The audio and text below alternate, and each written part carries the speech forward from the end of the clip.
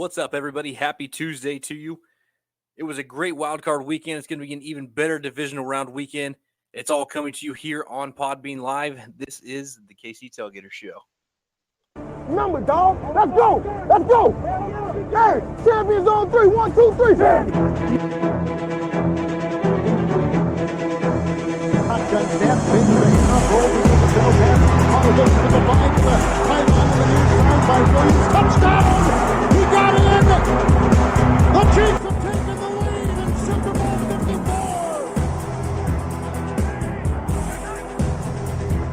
Second down and 7. Mahomes, Watkins, Watson. And a very good offensive line. Second down and 3. Big hole. Edwards-Helaire will take it to the end zone.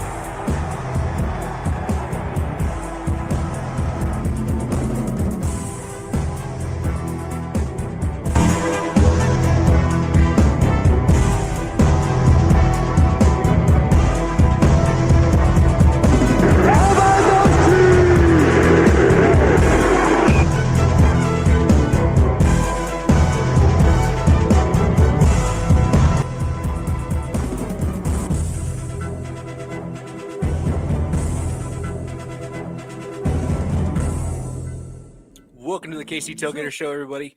I'm Jordan Anderson. With me, as always, my good buddy Marcus Baker. Marcus, it was, at least the AFC put the Super in the Super Wildcard weekend. NFC, not so much. But beside football, how are you doing after this weekend? Doing pretty good. Is the audio sounding good? I know we're still Yeah, you're good there. okay. Still in a uphill climb trying to get all the bugs figured out. Coming back to Podbean on our end, but no, I mean for the most part, doing good. Glad to be back to normal following the holidays. We had our guys' Christmas thing we always do this last weekend. All the buddies back from home and stuff, including yourself. We all got together and Right, pretty good I turnout. enjoyed that. Yeah, I enjoyed it. I think you did. Just kind of nice to see everybody, and it was cool too because I was kind of the engagement was one of the big topics of conversation and wedding plans and stuff. So that was sure. kind of cool for me for sure. But looking forward to yet another weekend of exciting football here in the NFL this coming weekend in the divisional round. And I had a good time. Some of the games were very disappointing. That Bears game was just a tough watch, essentially. But one thing I do want to mention just first off, I tuned into the Nickelodeon broadcast, and I didn't want to like that. I thought I was going to hate it, and it was actually kind of entertaining. So that was kind of cool to see the league. Basically, it's a money grab, end all be all, but it kind of came through as acceptable to a diehard viewer in myself. Just the way that they did it. Nate Burleson was fantastic. I think Ian Eagle's son, I can't remember his name off the top of my head. He did a nice job as well. It was just cool to see something a little bit different and a little bit more exciting for the younger age group. And hopefully that's something they continue doing. Maybe they build a partnership to where one day, like you with Mila and me with kids in the future, hopefully one day we'll be able to enjoy the game with our kids and then be just as excited in it as we are. So I thought that was pretty cool. For those of you that might not know, when he says Mila, that's referring to my daughter. So some of you listeners might not know that aren't close to us and aren't our own family. So that being said, Marcus, we say we talk some football. Like we said, the NFC did not fare too well. Those games were pretty boring. Other than the Tampa Bay Washington game. That game was fun to watch up until the last 2 minutes of that game. But let's start off with the first one that we watched. We sat at a Buffalo Wild Wings there in Pittsburgh for a few hours and watched the Colts take on the Baltimore Ravens. And Buffalo Bills. The Colts had a shot. And they couldn't get it done. But you can't necessarily blame old man Phil because he actually had a decent game up until the last 32 seconds of that game where he threw 2 passes completely out of bounds. And then it was just wasting clock after that. So unfortunately, in his old age, he cannot get the ball quite down the field as he used to. So they ended up losing that one. Baltimore moves on. And Baltimore is actually going to be playing Buffalo now That's going to be a tough matchup, and we'll talk about those matchups here in just a little bit. But what stood out to you the most in that Baltimore Indianapolis game, just real quick? Well, one thing I want to touch on, I don't know if we got it mixed up in the outline on typing. The Colts played the Bills, and the Ravens. That's my bad. Yeah, not the Ravens. Whoops. That's No, on you're me. okay. You're okay. Similar sounding names: Baltimore, Bills. I'm getting my AFC South teams mixed up Yeah, because no, you're good. You're good. they both made it. I just Both wanted to made it and both clarify. lost, but yeah. Right, for sure. Um, what that first game that we watched the Buffalo Wild Wings, which was kind of a cool experience. I haven't really watched the game because I get a little heated when the Chiefs are involved and or Chiefs' destiny or their fate, who they're going to face, is involved. I have a tendency to get a little crazy, so I don't watch a lot of games in public. It's normal to Um, care a little bit. yeah, and this game it had big implications for us. I was tired of hearing the Buffalo's the best team. I was tired of hearing the Josh Allen's on Patrick Mahomes' level because I don't think he is. And I really think in this game, Buffalo showed that they're not an elite level team to me. The Colts shouldn't have been in this game, let alone final score being on 3-point difference because Phillip Rivers' arm's 97 years old and he can't get the throws where he wants them to go. If they have a competent quarterback under center there for Indianapolis, like you said, he played very solid. But just like anything, and it kind of felt like an Alex Smith game. He didn't lose him the game. He kept him in the game. But when the time came at the end of the game where he had to go out and make the throws to win it, he just fell short. And it just shows to me that Buffalo isn't what people built them up to be. I didn't feel that they were a dominant force. I think the loss of Zach Moss is going to be huge for Buffalo. And I don't know. Looking forward with them coming out of that game with a victory, even though it being a slight victory, a win's a win in this league and survive and advance, basically. So, I mean, you turn the page, you look at what the Titans and the Ravens did. The Ravens really shut Derrick Henry down. And I don't think that's something that many people, if anyone, expected to happen. And the Ravens defense, I think they took the previous losses to heart.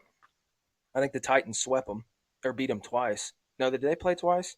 Maybe it's been over the last couple of years. Well, yeah, that's what it was. They beat them last year in the playoffs, and then they beat them in the regular season. The Titans beat the Ravens, that is. Right. And I think they took that personally. I think it gave them fuel. If you remember, I think the Titans were dancing on Baltimore's logo after they beat them this year. And we've seen the whole debacle with Vrabel and Harbaugh not shaking hands.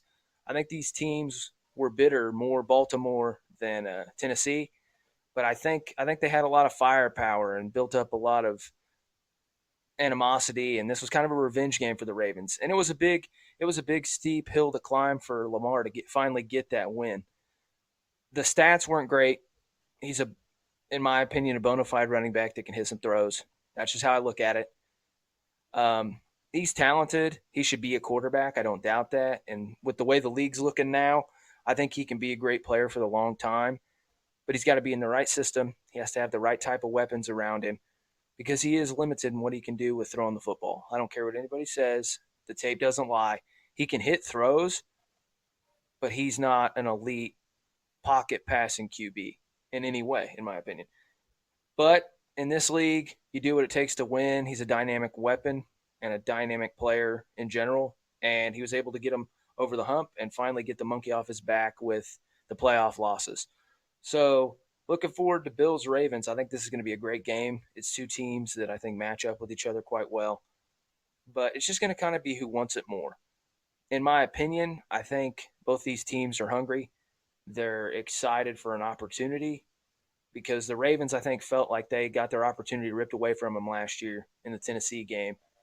Then you look at a franchise like the Buffalo Bills, who are counted out consistently, dating clear back to the 80s with the debacle of the multiple Super Bowl losses. Since then, they haven't really been competitive. This is a fan base, I think, that's going to be energized. They're going to be excited. There's going to be some fans in I can't remember the stadium in Buffalo. Is it Ralph Wilson Stadium, something like that? Could be wrong. Regardless, that fan base, they show up even if it's in a limited capacity due to COVID. I think it's going to be a good environment. They haven't got to watch their Bills much this year. That fan base is going to be ready to go, just like I feel the Chiefs Kingdom will be in Arrowhead. So it'll be interesting to see if It's really just called Bill Stadium. oh, for real, that's Yeah. funny. Yeah, no, I expect Buffalo's fan base to show up. I think the tailgating scene is going to be electric there. They're looking forward to an opportunity to advance to the championship game, hopefully facing the Kansas City Chiefs. It's an interesting matchup.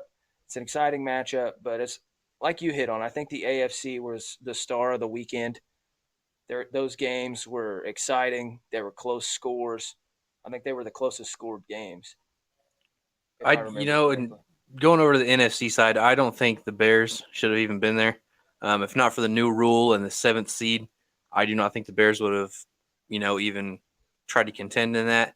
They didn't really look like they belonged from the start. And the Saints did not play well at all. And, they still took care of business and, it didn't really affect them at all. But I don't know. The NFC, I just feel like the NFC is a lot weaker than the AFC at this point. Tampa Bay looked good, but so did Washington. Washington coming as the underdog, you knew they were going to put up a fight.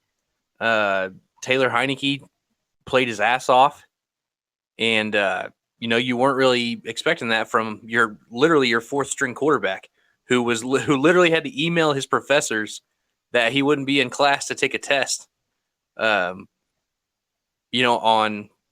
that he wouldn't be on campus because he was going to be playing quarterback. He's literally a father of 2 taking college classes and had to email his professors that he could not take a test because he was going to start in the NFL.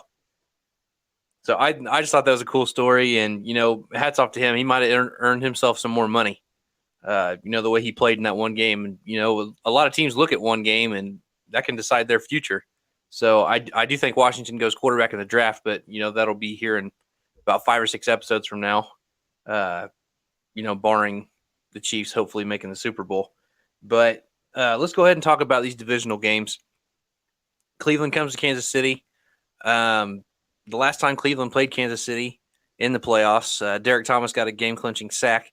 So, that's some good luck there. They did have the gold end zones. I'm praying that they bring back the gold end zones again. The fans like it, and our history's pretty well with end zones. I'm not superstitious at all, if you can't tell. But that being said, Cleveland comes in. They just come off that big win against Pittsburgh where they were dominating from the start, let Pittsburgh back in it. And I think, 8-point win is what it turned out to be? I think it's 11. I think it was 37-48. Okay, that sounds right. Anyway, the big topic here on this Cleveland-Kansas City game is the Kareem Hunt message. Right after the game, he said it's personal for him next week. And I don't want to stall on this too long because the media's already bashed him for it. And later he did post another video, saying that he still has a lot of teammates that he played with on the Chiefs that he still cares for and that he knows cares for him. So he said it's all respect there. So I'm going to go ahead and take that with a grain of salt. I think he was just fired up after the win. Said something really idiotic for a team that literally had your back. Had you not lied to him, you would possibly be, playing in another game to maybe get a three-peat. Because I think if we have Kareem Hunt towards the end of the season where we lost to the Patriots, I think we're talking a whole different ball game here, and hopefully running it back for the 3rd time. But we got one last year. Hopefully get another one this year. But we can't overlook the Browns at all. Being a 6 seed, they're still good, and we can't overlook them at all. We've got to come out firing. They're 29th in defensive efficiency against the pass. I expect us to take deep shots early. I think we're going to be well rested up. I think we're going to be ready to go. We're going to see playoff Frank Clark. We're going to see playoff Sammy Watkins, as we've seen over the past few years. And, I'm ready to go. It's been 2, almost 3 weeks since the Chiefs last played. And, I've missed it. I'm ready for the Chiefs to get back. And let's go take care of business. But I want to get your take on the game. I don't know. It's an interesting situation because I think the Pittsburgh Steelers that we saw last Sunday are frauds. Because we've known that since week 3. I think they're the worst team in the playoffs. looking at this, maybe the Chicago Bears. They're probably second worst to the Chicago Bears. I think the football team have more upside as a overall team. Their biggest issue is they need more weapons in the pass game and the quarterback play. But I mean, you look at what Pittsburgh have. They've got a receiver that would rather dance on a logo and shoot a TikTok than catch a deep pass. Chase Claypool, I got to give him credit where it's due. He had a very solid season. They were very limited on what they could do because of Roethlisberger's lack of arm strength. They had no run game, and everything went Cleveland's way from the snap. From the moment the game started, I mean, they got a touchdown defensively on the first play. Everything fell into place for them to win that game against an opponent that I don't think is very strong. I'll be honest, if I was going to pick a team out of this group in the AFC that I want to play, it's the Browns, if not the Steelers. I would rather play the Browns over the Colts. I would rather play the Browns over the Bills, the Ravens, and the Titans. So looking at this, I think the Chiefs got the luck of the draw. I think if you get ahead on the Browns and put the ball in Baker Mayfield's hands to catch up, he's going to make mistakes and lose the game for the Browns. I think the key to victory here for the Chiefs is attack that well below average secondary against the pass. Take your shots to Tyreek. Take your shots in the seam to Kelsey downfield. Attack the back end, the deep third of the field. Make them defend in a way that they're uncomfortable with right off the bat. The last thing I want to see is short pass, halfback draw, short pass. That's the last thing I want to see on the first drive. Now, if they want to run it in that drive, it is what it is. But, I mean, give you your first completion to Kelsey, make Pat get that little bit of confidence. Okay, there's a first throw, get that off my shoulders. We're not going to start slow. We're not going to be behind like last year. The team needs to get that in their head from the snap. Andy Early needs to find ways to get the offense in rhythm, scheme the game open. And he's capable of doing it. We've seen it many a times. Take your shots and go to your consistent guys. Hit Sammy on curl routes. Hit Kelsey over the middle, and then take your deep shots early and often. I think if they can do that, they're going to be in prime position to win this game. Because the only way the Browns beat you is if they run the ball. And the time of possession thing, that's become a myth too. Because in all reality, the only way to beat the Chiefs is to score with the Chiefs. You have to beat them in a shootout-style game. That's all we've seen for teams that have actually been able to do it. The Raiders, they scored with us pretty well, and they applied pressure to Patrick without blitzing. That's how you beat us. You score toe-to-toe with the Chiefs' offense, and you apply pressure with 4. If you can do that, you're going to be well on your way. I don't think the Browns can do that. I think their pass rush win rate was in the bottom third of the league. I think it was like 26th or 29th, just like a shocking stat. 29th in pass rush when you have a guy like Myles Garrett. And they lose Olivier Vernon to injury a couple weeks ago.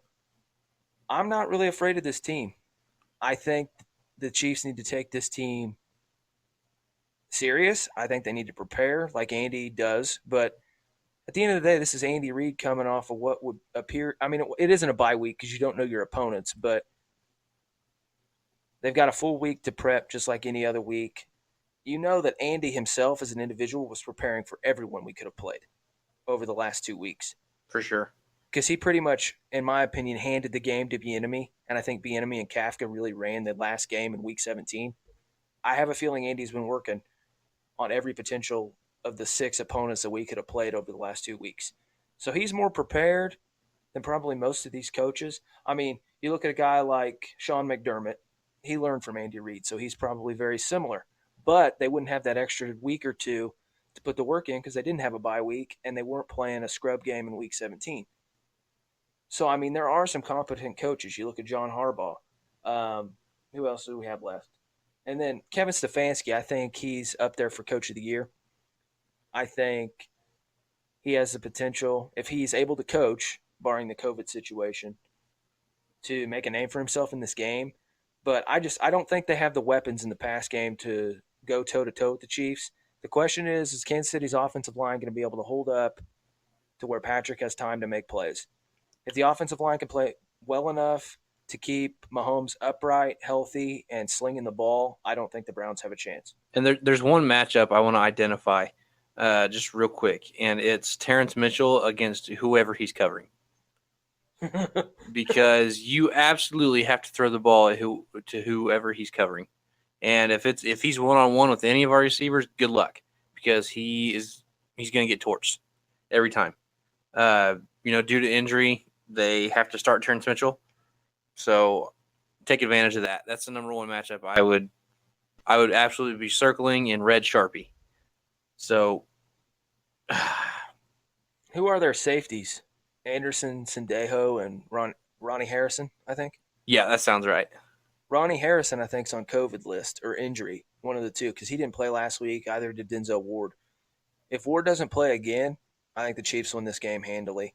I think they will regardless, but we'll get into that a little bit later. But I want to see a statement win. I really do. Yeah. I want us to absolutely beat the brakes off them like we did Houston last year after being down 24-0. I want us to absolutely just come out firing and, send a message to other AFC teams that nobody wants a piece of us right now. We are at home, so that helps, but that's just my wish. I don't want Andy to be stagnant. That's what we've been dealing with all year. Now's the time to pull all the stops out of your playbook. Put all the napkins and spread them out on your little menu like you're known to do. All these plays you've been writing the whole offseason, they're just wild. Use them. And use them if we're winning by 20. It's the NFL. Yep. This is the playoffs. Beat them to the point to where the team you play next week's scared. Beat them by 30, 40 points. If you do that, I guarantee you a team like Buffalo that overall, throughout the whole view of the season, has had a down year defensively, it's going to put doubt in the mind of those players. Oh, wow, the Chiefs just put up 50-some points against the Browns. They're going to look at that and say, wow, Myles Garrett's a great pass rusher, and he couldn't get there. At this point in the season, at this level, you have to be able to get inside people's head. That's why I think Frank Clark's so valuable to this franchise. Yeah, that's one trash-talking dude. Yeah, him and Tyrann Mathieu, they've got the attitude, they've got the toughness, they've changed the mentality of our defense as a unit. And, you look back to when Justin Houston was here. Justin Houston's an Indianapolis Colt because the team basically came out and said he's not a leader that we want and he doesn't have the fight and the dog in him that we need defensively. That's a direct shot at a guy who is one of the better defensive players in the last few decades in the franchise history. But you got to have leaders. And this is a time where guys like Mathieu, Chris Jones, Frank Clark, that fire, that the intangibles to be the best, and the ability to get inside an opponent's head, it's huge. Not to look past this game, and it's going to be a factor in this game. You can't tell me if Frank Clark's hitting on all cylinders that isn't going to rattle Baker Mayfield. There we go, jeez.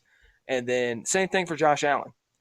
If Frank Clark's in his zone and he's executing like he's capable of, like we saw last year, he's going to get inside of the head of these quarterbacks, like Josh Allen, like Baker Mayfield. And then hopefully later on we can go down to Tampa and play somebody like the Bucs or the Saints or the Packers. I don't think he'll get in Rodgers' head because he's not built that way, but you're not going to sit there and tell me that Baker Mayfield, after getting hit 3 or 4 times hard by somebody like Chris Jones or Frank Clark, doesn't get rattled, because that's just not true. Sure. I think he's going to have a big impact, and just the mentality of these guys on defense is going to come forth like it did last postseason, and I think they're going to play with an edge. And that's exactly what we saw last year. And it was the difference between a D Ford false start and a Super Bowl championship. So I don't know, or not a false start and offsides. No, I was right initially. What's happening? Yeah. I don't know. You been drinking today, or? I guess it's offsides. Jeez. I don't know. Maybe I found out that I'm pre-diabetic, so I have blood sugar problems. So we're going to blame that on that.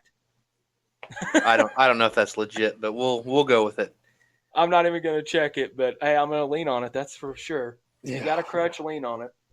Anyway, guys, Kansas City, Cleveland. That's a 2:00 kickoff on Sunday. Looking forward to that. I'm hoping we have Jim Nantz, Tony Romo. I would assume we do. It's going to be Jim Nantz or it's going to be Kevin Harlan. I'm good with either one of those.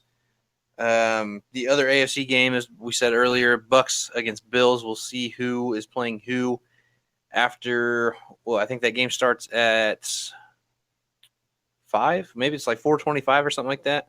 So 5:25 Eastern time. I think that sounds right. No, because then that would collide. I'm not sure what time that game starts. Yeah, but anyway, I'm it's not sure after. either. It's after that game. And then you've got.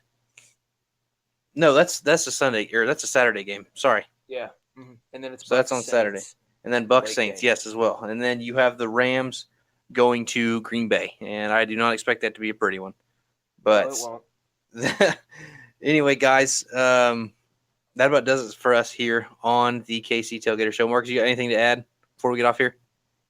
I do want to touch on the fact that what surprised me in this week of Super Wildcard weekend, as they pushed all week through the media, really the only game that was a shock. I did not see the Rams beating the Seahawks, but it just goes to show that Brian Schottenheimer wasn't the answer there. They let him go today. I actually would be optimistic if I was a Seahawks fan because they have all the pieces offensively. I think it's just the scheme they were running doesn't translate well to the current game. But I do want to say good for the Rams. They weren't a team that I expected to win. I did expect Cleveland to win that game. I really did. Yeah, and it'll be interesting to see because I know they had an injury to Cooper Kupp, injury to Aaron Donald. It'd be awesome to see a team like that come in here and pull an upset. Because us as Chiefs fans, I mean, pure optimist like I am, I'm looking at Tampa Bay. I'm looking at who are we going to play. And if a team like the Rams can come into Green Bay and shock the world, I'm all for it. So I'm a Rams fan this week. Honestly, I'm a Bucs fan probably because I think we have a better shot to beat them than the Saints if we can handle business and get to Tampa. So it'll be interesting to see how those games play out. But I'm really confident in the Chiefs, and I think they're going to be capable of winning this game in the divisional. And then we'll turn our attention to the Ravens or the Bills, whoever that is. And I think it's going to be a heck of a game either way. I'd rather get the Bills than the Ravens personally. I think we're a better matchup with the Bills. But no, it'll be interesting to see what happens, and I'm looking forward to it. Looking forward to another fun weekend filled with football, and just really liking this playoff format. I wasn't pumped about it when they added the 7th team. I kind of was skeptical of it, but now that we've seen it in practice and just having the both conferences play on each day of the weekend, I think it's a very good look for the league. I think it is bringing a new audience in with the Nickelodeon twist. And I think it's just a good time to be an NFL fan and to be a Chiefs fan. So I'm looking forward to it and just excited to keep the playoffs rolling and hopefully end up in Tampa Bay here in a few weeks. All right, guys. That does it for us here on the KC Tailgater Show. I'm Jordan Anderson. With me, my guy, Marcus Baker. Let's enjoy some football. Kansas City, let's do this thing, and let's get on to the AFC Championship. We will see you guys after the games on Sunday. We'll see you next time. 2, 1, go! Welcome to the Red Kingdom. Yeah. Red Kingdom. Welcome to the Red Kingdom. Yeah. Red Kingdom. Welcome to the place where we run it. Place really haunted by number 58 is DT the Great, and we've run it. Hate and we shun it. No competition, the opposition fake. I don't think they really want it. Loud as